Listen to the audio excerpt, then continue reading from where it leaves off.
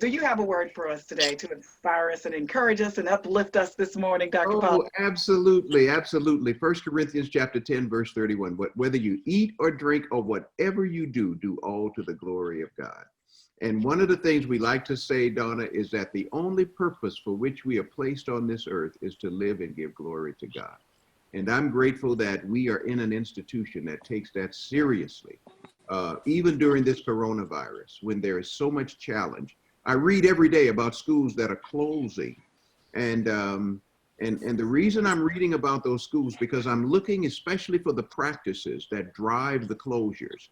And almost without exception, and I won't name the schools because they've already named themselves publicly, their inability to manage the frat party life behavior of our students, of our young people.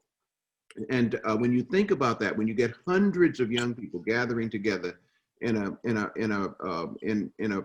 house party, then that becomes just a petri dish for spreading the virus. And so what these schools have done, because they don't have a basis for appealing for anything higher besides public health, they've actually shut down. We're taking a different stance. We believe that our students come to Oakwood University because they want to love God and to serve God and to grow up into God and to be what God calls them to be. And so a part of what our appeal is, and it's being responded to, is the fact that God wants us to live during this crisis in a way that glorifies and honors him. And every one of our student panelists this morning understand the weight of that and have taken it upon themselves personally to make sure that they help the campus be free from this virus and that they minimize the risk to the rest of the student population. So I'm grateful for them. I'm grateful for the word of God. I'm grateful for that calling, that whether we eat or whether we drink or whatever we do it to the glory of God. Yes. All right. Thank you. That's a word right there. Thank you, Dr. Pollard. So the last couple of times we've met for the Inside Edition, Special Edition, we've had students on, we've talked about COVID-19, the one case that showed up and, what's happening there. But we also have something that's called the COVID Patrol. Okay. I don't know what that is, I must say. So I want to know what it is. What's the COVID Patrol? Well, why don't we let them tell us in their video production of what the COVID Patrol is? So Audrey, if we have the video, let's play it, because I was so inspired and humored, but in a positive way. So please, let's share it, please.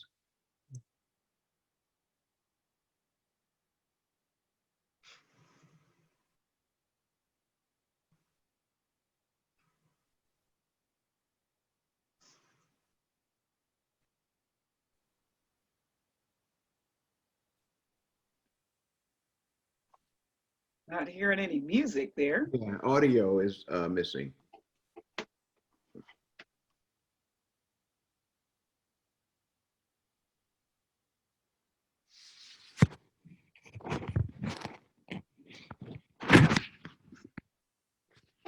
Donna, are you hearing the audio? I am not hearing the audio. I'm just enjoying watching the video here. Trying to figure out, can somebody talk us through it? What's happening here? Maybe Austin could talk us through it. Okay, so basically, COVID Patrol is just kind of something, us navigators we were just talking about, just joking around, Corliss, myself, and Andrew are all navigators. And during navigation week, when the freshmen came, we were just like, oh my goodness, we see so many people without masks on or social distancing and stuff like that. And they're like, we should come up with a COVID police kind of situation. And I was like, okay, all right, I like that. And so myself being kind of like a social media influencer, social media creator, I took this idea and ran with it. So I made some shirts. I grabbed my camera, I grabbed my roommate, and I was just going, and I grabbed the whistle actually. And I was just going around campus, just blowing my whistle at people who didn't wear their mask or social distancing and stuff like that. And I wanted to make an informational video about like COVID and stuff like that, but in a way that people can receive it well, instead of hassling them and things like that. I wanted to make it a little bit more funny so people can obtain it, but still know that there's a point to be taken. Okay, all righty. Well, I understand that the sound was actually going over the air, but none of us could hear it here. So, okay. So we talked on top of it. Welcome to our world, right? Welcome to Right. No way we could have figured that one out. All right. Had no idea. So the patrol, the COVID patrol has been made, into something that's very enjoyable. It's fun, but it's actually a serious matter. So tell us all about it again. What is it? And Donna, maybe just introduce our students as they begin to talk, and then our panelists this morning, just so that we don't blow right by that. Right. I'm excited because one of the joys of being at Oakwood is both enabling and enjoying the lives of students as you watch them become everything God has called them to be. So tonight we've got the director. Today we've got the director of student activities. We've got Mr. Ray King, who's with us. Ray, wave a little. Good morning, everyone. Then we've got Mr. Andrew Meredith, who is also one of our navigators. And good morning, everybody. Student member of the COVID Patrol. Come on, Andrew, would you just wave a little bit? Hello. Then we've got the lady among us, the rose among these many, many thorns, as they used to say. But again, the name Miss Corliss Colwick? No, Miss Corliss Wilson. Good morning, guys. Colwick Wilson, who was with us on last broadcast.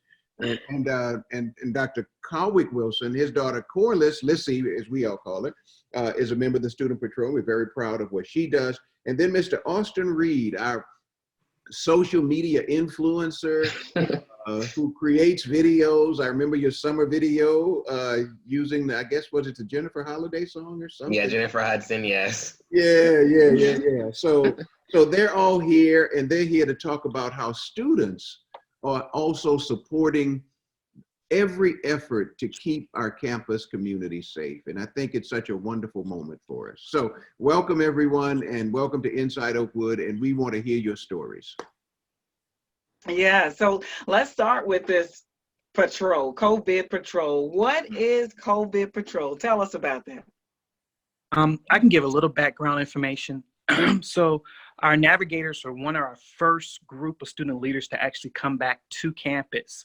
And in prepping them to come back to campus, we discuss what is it exactly going to look like this year with COVID safety, and stressing to the navigators the importance of not only demonstrating, but teaching others, including our new students and our returning students, about what exactly does it look like? How do we practice social distancing?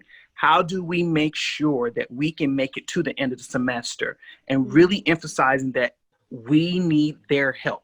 Students listen to them, so we need their help to make sure that they demonstrate these rules. And so it's amazing to see how well they took on and understood, but also encouraged students to actually follow these rules or these guidelines. So of course we have a group me, which is very active. They discussed the concerns they saw on campus. They discussed about individuals who weren't necessarily practicing. And so it became a robust discussion. And like Austin stated earlier, they talked about, okay, well, maybe we did have some type of police. There was jokes, there was suggestions about writing up citations to students, different things like that, but really making sure students understood the message of social distancing through this pandemic we're going through. So once again, one of our brainchilds, Austin, came up with the idea of doing a video, and it just kind of took off from there. And so the navigators responded and said, okay, we need to do more.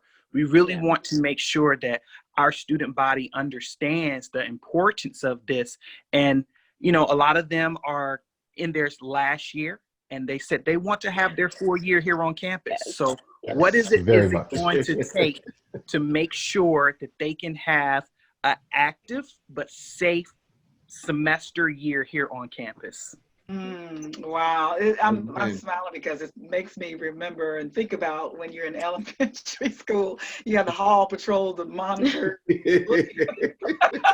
So that's kind of what it is, but on a higher level, of course. So how are you students? I'm sorry, I can't really hear. But how are you students feeling about being a part of this patrol? I'm very excited to be a part of this patrol. Like Ray mentioned, some of us are seniors and I'm a senior. So I think coming back to campus, everybody has a lot of anxiety. Nobody knows what we're doing.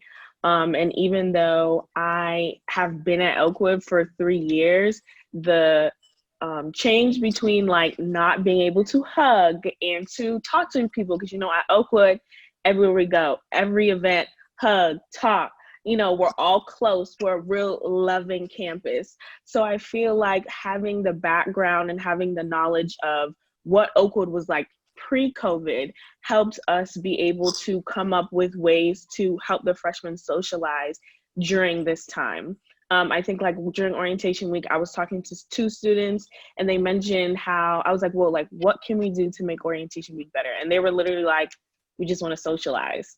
And I think that in that way, I felt, and I know that the other navigators feel like that's difficult and it's kind of sad for them because all they want to do is be in each other's faces, but we can't do that. Right. So I think that being able to bridge the gap between not just the upperclassmen and the lowerclassmen, but also them, each other, getting them to know each other and socialize in a healthy way with each other allows us to be able to move forward in a better way, because their first instinct is to just do what everybody else does and socialize how we normally do. So I think just creating that community and being able to include them in our new community and help them and guide them through this new time, I think is really important. And like one of the reasons why I was like, we need to do this. And also I want my senior year to happen. So everybody please wear your mask and stay 6 feet apart. I want my full senior year. Yes, please. Donna, one other thing, Lissy's mommy, Dr. Delise Wilson, did a presentation for our officer group early in the crisis. And I have a question off of it for the students, but she pointed out how aggressive the disease is and how one of the complicators here is that it jumped species and all that. So it's a very aggressive disease.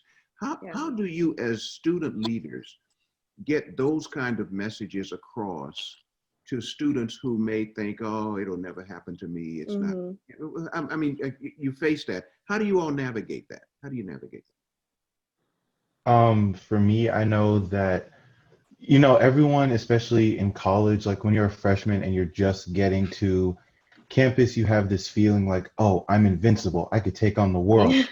And you have these situations with other schools opening where they're calling them literal COVID clusters, where like there are parties happening and there are people that are going from person to person, hugging, not following the rules and just doing things like they normally would in normal life.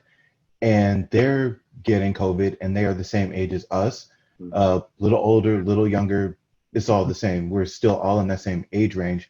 So one thing I told my group was just be smart. Don't be in situations where like you could potentially come in contact with someone with the virus or get the virus yourself, because no matter how healthy you think you are, how strong you, like everyone's like, I have a strong immune system, I don't get sick. Everyone has a chance to get sick. So just being safe and being cautious and not thinking that you are like an exception to the rule, basically. Right. Well, do you feel like some students, maybe they felt because of all of the protocols that were put in place, that maybe that gave them a sense of safety because they saw how well the university was addressing, trying to get ahead of making sure everybody on campus was COVID free? Yeah, definitely.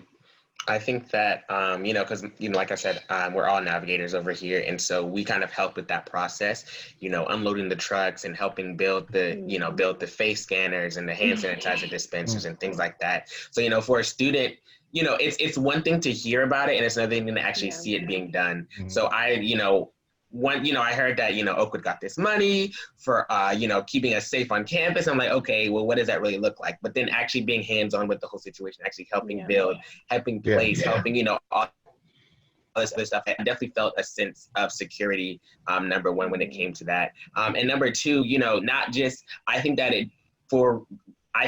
it helps with my responsibility as well, because I don't feel like it's just you guys' responsibility to keep myself safe. I think that also I need to keep myself safe. So, I make sure that even my close friends sometimes wear my mask around them, even though it kind of seems like that's not what I'm used to. I do because, we still have to protect ourselves. We still have to do this, getting tested, bi-weekly and stuff like that, just to make sure that you're on the up and up and you're not, contracting the virus or giving it to people and things like that. So I feel safe, number one, knowing that the university is taking care of me, and number two, that I'm taking care of myself. Right. So you can't just feel like, okay, all these things are in place, I can just be free. It's not like that. You still have to follow those guidelines, and that's very, very important. So, Ray, could you tell us how you selected these students? How were these students selected to be a part of this patrol? Well, our COVID patrol started with our navigators. So our navigator process starts late spring. We have over 100 applications, and we only had 40 slots available, and probably about 60% of those slots were open for new students, or current students. And so we go through a series of interviews. I have a group of students that help with the selection process. And so there's a lot of things that we look into for our students. We look at leadership history. We try to make sure we have representation from campus, not only just dealing with majors, economic background, cultural background.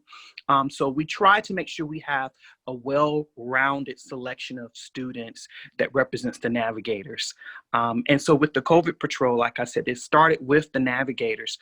One of our goals is to open up this COVID patrol to more students, because we believe that the more students that are involved, the better the messaging will get out and better the practice will be. So our goal is to really open up. This is a new organization that we're literally starting from scratch. So it's very exciting to see where we can go from here. And you're not finding it difficult to find students that want to be a part of it? No, not at all. Not at all. Like, I think like Lissy said earlier, she's a senior. She wants to make it to the end of the year on campus. So when you have those type of students that have those type of commitments, I think it's a lot easier for them to jump on board. And Donna, one of the things I'd like to do is to affirm what Mr. King is saying. And I want to affirm not only what he's saying, but I want to affirm Mr. King too, as one of our employees who really has a burden and a passion for the student well-being. One of the things that with the COVID patrol, I don't want to overlook the fact that Mr. King has done all the training too for our health ambassadors, for our Healthy Campus program. And so he has real experience in working with student groups around these health issues. And Mr. King, do you see going forward the COVID patrol and the health ambassadors in some way working together, collaborating around the health maintenance of the campus? Because it seems like it's similar work, doesn't it? Yes, as a matter of fact, I've already started talking with Dr. Dalrymple, who is our Healthy Campus Director. And we've already talked about how we can partner up on some things, because once again, this is a public health issue and concern, which also falls underneath Healthy Campus. So it's exciting to see how, once again, Healthy Campus is coming back around and, just finding new ways to display that message and also get that message across to students, because once again, we want our campus to be healthy. We do. And Donna, one of the things that I want to do, and Ray too, I want to affirm our navigators. For this show is called Inside Oakwood. So it's how Oakwood works from the inside. To be a navigator is a tremendous honor, because what we are saying is you are now student mentors. A navigator gets a freshman cohort or a new student cohort or a combination thereof, and begins to show them the ropes of how to navigate, how to succeed at Oakwood University. So the young persons that you are listening to today, if you're in the audience, these are our leaders that we are proud of. They are student mentors / leaders on the campus, and the work that they do is irreplaceable. So thank you, students. Thank you so very much for what you're doing. Now, I think it's probably challenging, as I think Corliss was talking about, understanding, and I understand very full well, like most people, how loving Oakwood is, how touchy-feely everybody is. I mean, you go to alumni weekend, it's like, and just everybody hugging up on each other, and that happens on campus too. So I want to ask, are you finding new ways of doing that? And, we know the Wakanda thing happens, but I think there's an opportunity for you to come up with new creative virtual ways of giving those great hugs and saying those wonderful hellos to your friends and your classmates. Has any of that kind of begun to emerge yet? Oh yeah, most definitely. I mean, number one, I'm a really big on, shaking hands and, giving fist bumps and stuff like that. A lot of times now it's a lot of, elbow or like, toe touches and stuff like that. And like I said, I'm a creator. So sometimes I'll like send like virtual videos of like myself to my friends, like hugging the camera, something like that. And I'll send it to them, like silly things like that I do to kind of just get the point across. Yeah, I think that's great. I think Donna, you know what comes to mind as you ask that question. That's an excellent observation. I spent a lot of my years teaching cultural competency, and across cultural groups, the role of touch expresses itself in many, many different ways. Some communities are very high touch, African, Italian, and we're in that group that's very high touch. So this illustrates in some way, and then you have other groups, Scandinavian and others, who are not as high touch in public especially. So you got low touch to high touch, right? And then you put the cultures along that continuum. This also illustrates a way that the COVID virus is disproportionately impacting communities again, even culturally, because when I see a student or I see someone I haven't seen in a long time, it feels so unnatural to do wow, it's a whole new reality. Just a quick illustration. I went over to see my granddaughter. She's 4 years old. She's at the Center for the CDL. And I told the story to the employees the other day. And I took some little Cheez-Its with peanut butter. Kids like those little snacks. And she has a dear little friend, Dr. Handel and Shireen Brown Frazier's daughter, Samantha. So that's her little friend, right? They're buddies. So you wouldn't buy something for one and not for the other. So I brought enough for both of them. And when I gave them to Eden is 4, I said, Eden, I brought you these. She said, oh, Papa, thank you, so. And I said, and this is for Samantha. And immediately she stopped me. She said, Papa, we can't share the coronavirus. Oh, No. A 4-year-old. Wow. Think about the impact that this is having just on the natural interaction of our community. And yet we have to keep each other safe. And I want to thank the students for what they do to make that happen. Wow. I want to thank them too. I think this is a great opportunity for them to really come up with some creative ideas to continue that touch experience, but in a virtual way that's very, very effective. And I think we're going to see that. And even though, I've talked about on the show that, even though young children that are young, like 4 years old, like your grandchild, they understand this, that's a good thing because the parents are getting that message to them. But you know what? This is all they're going to know, right? So it's not new for them. Just like when the computers came out, it was new for us, but our little kids got on there and they did all kinds of crazy things with those computers. So it's going to be the same way, I think, with our community as we begin to bring in more children younger being born. Now, so we have some accolades or some positive words we want to share with you from some of our listeners. Angela King says, everyone, you guys are doing a fantastic job and in the process of gaining real life experiences that will aid you in your future. They're saying they appreciate you well, as Dr. Pollard does. And also Denise Cole Wilson says, proud of OU, dedicated students who love their campus experience and want to be there for the freshmen. We appreciate all that you all are doing. We do. Thank you. Thank you. Is there a uniform? I don't remember. Was there a uniform?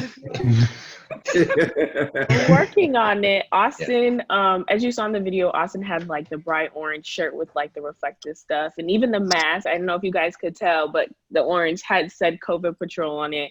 So as everybody should know, Austin has an Urban Tea Co. He has a company. Okay, so if you guys want to help donate to help us produce these, t-shirts and instead of it coming out of his personal budget, we would love that.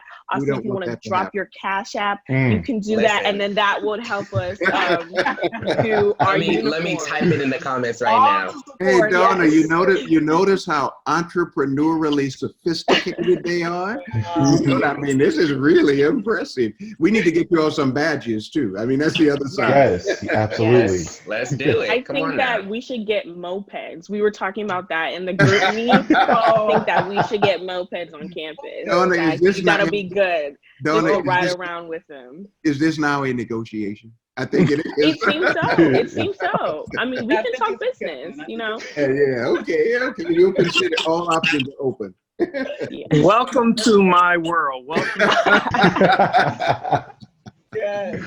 Yes. Well, I'm glad we're ending this on a fun note and just laughing. And, we know this is our new normal, and it's good to see everybody just kind of folding in on that in a comfortable way and working so hard to make sure everyone is happy and everyone is healthy. Thank you so much. Any final words, Ray, that you want to say about how you're leading this?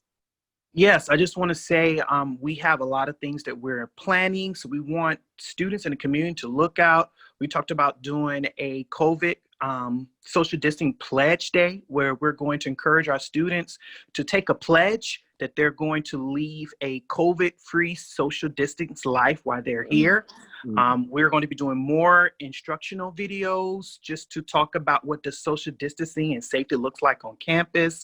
We have a group that's working on some information, infographics, just so our students can really understand what does a COVID-free campus look like and what are the best practices. So those are currently in development. They have lots of great ideas. I would say look out for them. All right, so where can students go to find more information about COVID Patrol and maybe, get their name in the hat for possibly being selected and being a part of this team?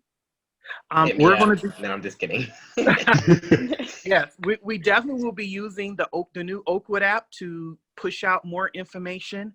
And we're also going to be using our other mediums like USM, Oakwood email. So we're definitely going to make sure that once we get our information solid, that we get it out there to our students so they can really understand what's going on. Wow. Thank you so much, Dr. Pollard. I'm going to leave the last word for you as we get ready to close it out with this edition. My only word is thank you, thank you, thank you. Thank you to our students for your commitment to your wonderful university and to the student body. I mean, it's just inspiring. And every single day, we who live and work here at Oakwood have the joy of enjoying our student body and watching them be all that God wants them to be, and hopefully helping them become all that God wants them to be. So we're very grateful, and we love you, and we thank you for what you do.